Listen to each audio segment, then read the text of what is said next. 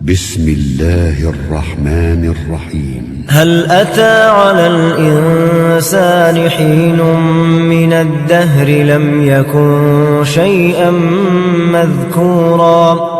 إنا خلقنا الإنسان من نطفة أمشاج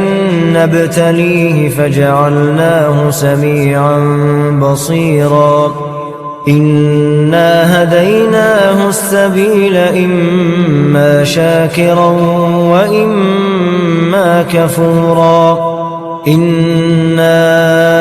أعتدنا للكافرين سلاسل وأغلالا وسعيرا إن الأبرار يشربون من كأس كان مزاجها كافورا عينا يشرب بها عباد الله يفجرونها تفجيرا يوفون بالنذر ويخافون يوما كان شره مستطيرا ويطعمون الطعام على حبه مسكينا ويتيما وأسيرا إنما نطعمكم لوجه الله لا نريد منكم جزاء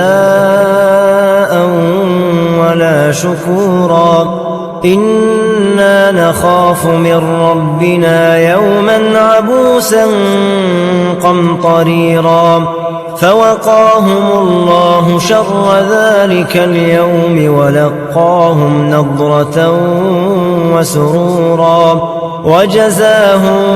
بما صبروا جنة وحريرا متكئين فيها على الأرائك لا يرون فيها شمسا ولا زمهريرا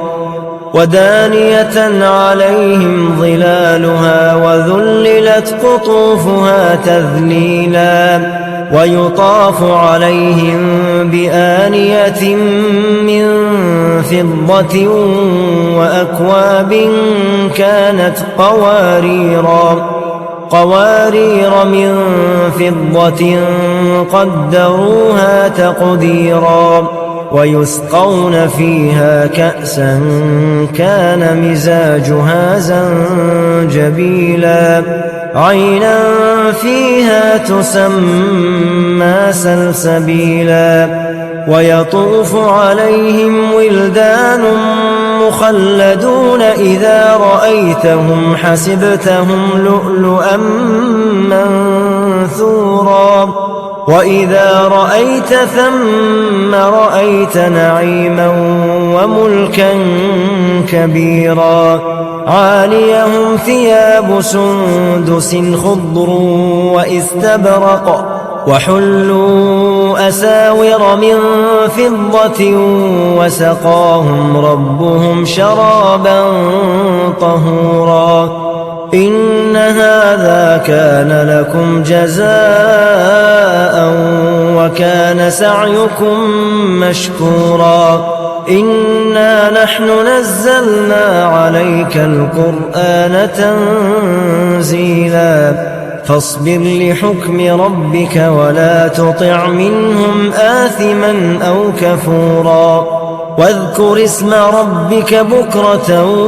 وأصيلا ومن الليل فاسجد له وسبحه ليلا طويلا إن هؤلاء